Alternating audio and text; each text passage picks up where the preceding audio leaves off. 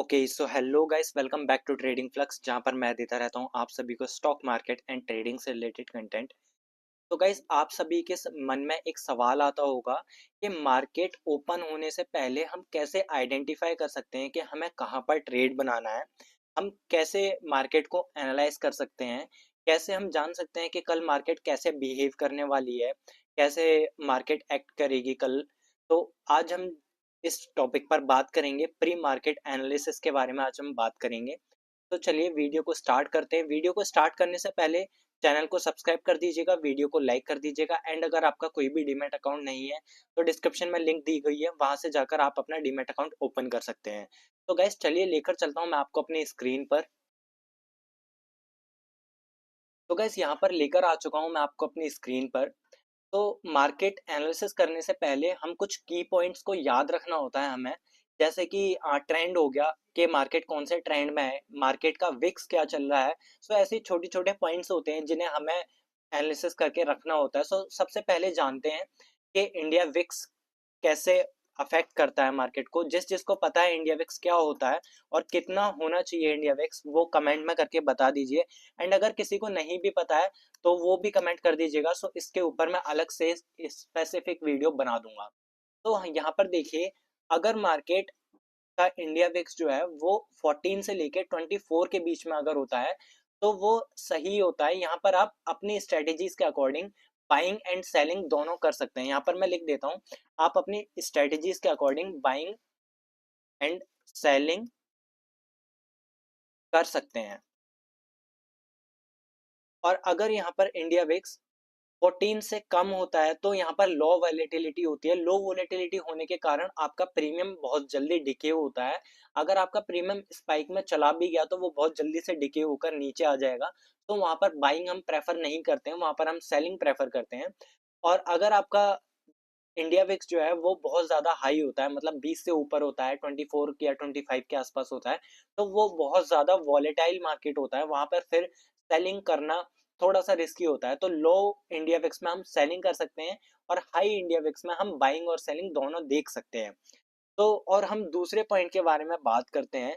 तो दूसरा पॉइंट यहाँ पर हमारा रहता है पीसीआर रेशियो। ये मार्केट का पीसीआर क्या है? पीसीआर रेशियो अगर 1 से ऊपर है तो इसका मतलब मार्केट बुलिश रहती है। मोर देन 1 तो मार्केट बुलिश है।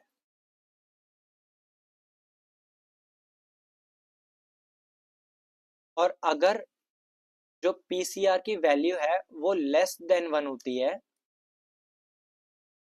तो मार्केट बियरिश होती है। अगर पीसीआर की वैल्यू 1 से ज़्यादा है तो मार्केट बुलिश है, अगर पीसीआर की वैल्यू 1 से कम है तो मार्केट बियरिश है। तो आपको मार्केट एनालिसिस करते टाइम पीसीआर की वैल्यू भी देखनी है कि पीसीआर हमारा क्या कह रहा है। ये बेसिकली पुट कॉल रेशियो होता है जो आपको ऑप्शन चेन में जाकर दिख जाएगा। यहाँ पर मैं धन का ब्रोकर यूज कर रहा हूँ। धन यहाँ बहुत अच्छी चीज करता है कि यहाँ पर जैसे आप अपनी ऑप्शन चेन खोलेंगे तो यहाँ पर देखिए मार्केट का पीसीआर रेशियो यहीं पर दिखा रखा है 0.76। इसका मतलब मार्केट थोड़ी सी बियरिश है और ऊपर जाने की कोशिश कर रही है। तो यहाँ पर देखिए दिखा दिया मैंने आपको कि पीसीआर रेशियो क्या होता है और हमें इसे मार्केट एनालिसिस करते टाइम ध्यान रखना होता है। और तीसरा हम देख लेते हैं कि ट्रेंड को हमें आइडेंटिफाई करना होता है। यहाँ पर मैं लिख देता हूँ ट्रेंड। ट्रेंड बेसिकली जैसे आपने मेरी पिछली वीडियोस अगर देखी होंगी तो वहां पर मैंने बता रखा है ट्रेंड 3 टाइप्स के होते हैं। एक तो होता है अप ट्रेंड, एक होता है डाउन ट्रेंड और तीसरा होता है साइडवेज ट्रेंड। ये 3 टाइप के ट्रेंड होते हैं बेसिकली, और तीनों ट्रेंड ही साइडवेज ट्रेंड में हम बाइंग और सेलिंग दोनों हमारे करना रिस्की रहता है। डाउन ट्रेंड में मार्केट नीचे जाती है तब डाउन ट्रेंड होता है, अप ट्रेंड में मार्केट ऊपर जाती है तो अप ट्रेंड होता है। ये सारी चीजें मैं आपको पिछली वीडियोस में बता चुका हूँ, सो आप वहां जाकर देख सकते हैं। और हमारा जो चौथा पॉइंट होता है वो हमें ध्यान रखना होता है कि अगर मार्केट पे कोई भी कैंडल स्टिक पैटर्न या कैंडल चार्ट पैटर्न बन रहा है तो हमें वो भी देखना होता है। यहाँ पर मैं लिख देता हूँ chart pattern and candlestick pattern. तो चार्ट पैटर्न और कैंडलस्टिक पैटर्न जो भी वहां पर बन रहा हो तो वो हमें वहां पर आइडेंटिफाई थोड़ा सा करना होता है, थोड़ा ध्यान से। और उसके बाद सबसे मेन जो टॉपिक है, सबसे मेन चीज़ ग्लोबल मार्केट हमें देखनी होती है। ये ग्लोबल मार्केट कैसे रिएक्ट कर रही है, ये ग्लोबल मार्केट कैसे रिएक्ट कर रही है। अगर ग्लोबल मार्केट बुलिश है तो ज़्यादा हाई चांस होते हैं कि हमारा जो निफ्टी है या हमारी जो इंडियन मार्केट है वो भी बुलिश रहने वाली है। और अगर ग्लोबल मार्केट बियरिश है तो हमारी इंडियन मार्केट भी बियरिश रह सकती है। वो आप यहाँ पर नया टैब ओपन करता हूँ, यहाँ पर आप सिंपली लिखेंगे ग्लोबल मार्केट। तो यहाँ पर देखिए मनी कंट्रोल की साइट आती है और यहाँ पर देखिए आप ग्लोबल मार्केट देख सकते हैं। डाउ जोन्स, S&P 500, नेस्डेक, ये सारे इंडेक्स अभी देखिए बुलिश है, यहाँ पर वेरी बुलिश दिखा रहा है। इसका मतलब मार्केट बुलिश रह सकती है। तो ये मैंने बताया आपको ग्लोबल मार्केट के बारे में। ग्लोबल मार्केट हमें देखना होता है और सेक्टरल मूवमेंट भी हमें देखना होता है, सेक्टरल एनालिसिस करना होता है।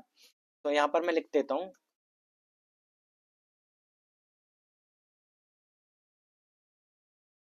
सेक्टरल एनालिसिस करना होता है। लाइक आईटी सेक्टर कैसा काम कर रहा है और काफी सारे सेक्टर होते हैं, फार्मा सेक्टर कैसे काम कर रहा है।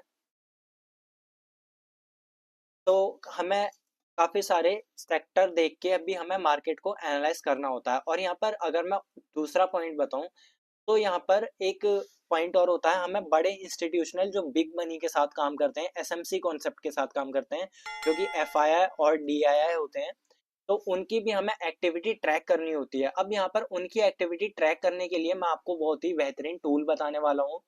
जैसे आप यहाँ पर धन का ब्रोकर अगर यूज करते हैं, अगर आपके पास धन का ब्रोकर नहीं है तो डिस्क्रिप्शन में जाकर आप वहां से अपना अकाउंट ओपन कर सकते हैं। यहाँ पर देखिए धन वेब में यूज कर रहा हूँ, यहाँ पर आप जाएंगे तो स्कैनएक्स आपको मिल जाएगा। जैसे ही आप स्कैनएक्स को यूज करेंगे तो यहाँ पर देखिए इनसाइट्स का ऑप्शन आपको मिलेगा। इनसाइट के ऑप्शन में देखिए पूरा हीट मैप यहाँ पर दिखा रखा है। यहाँ से आप देख सकते हैं कि आपकी जो इंडियन मार्केट है वो ओवरऑल कैसे बिहेव कर रही है, सारे सेक्टर्स कैसे बिहेव कर रही है। और उसके बाद अगर आप नीचे देखेंगे तो डीआईआई भी देख सकते हैं आप। यहाँ पर एफआईआई डीआईआई का डाटा देख सकते हैं, कैश मार्केट में कैसे बिहेव कर रहे हैं, वो बुलिश है या फिर बियरिश है। और यहाँ पर अगर मैं देखूं तो इंडेक्स फ्यूचर और इंडेक्स ऑप्शंस में भी आप देख सकते हैं, क्योंकि ज्यादातर यहाँ पर लोग ऑप्शंस में ही ट्रेड करते होंगे। तो यहाँ पर देखिए प्रीवियस डे का 21 जैन का डाटा ये दिखा रखा है। मतलब अगर आप प्रीवियस डे की एनालिसिस करते तो यहाँ पर आप आज के मार्केट में परफॉर्म कर सकते थे। यहाँ पर देखिए कॉल में एफआईआई दिया है, इतना पोजीशन बनाकर गए हैं 1 करोड़ 82 लाख के आसपास। और ऐसे ही पुट में भी दिखा रहा है कि 4 लाख के आसपास पोजीशन बनी हुई है। तो ये कुछ की पॉइंट्स होते हैं जिन्हें हमें मार्केट एनालिसिस करने से, प्री मार्केट एनालिसिस में हमें ये की पॉइंट इंप्लीमेंट करने होते हैं, जैसे हम कल की मार्केट को ट्रैक कर सकते हैं। तो गाइज आज की वीडियो में इतना ही था। मुझे बस ये बताना था आपको कि प्री मार्केट एनालिसिस में हम कौन कौन से पॉइंट को ध्यान रख सकते हैं। काफ़ी लोगों को ये बहुत ज़्यादा कन्फ्यूज़न होती है कि हम कल की मार्केट को कैसे ट्रैक करें। तो यही था आज की वीडियो में। मिलते हैं नेक्स्ट वीडियो में, तब तक के लिए bye bye, take care and channel को सब्सक्राइब और वीडियो को लाइक कर दीजिए।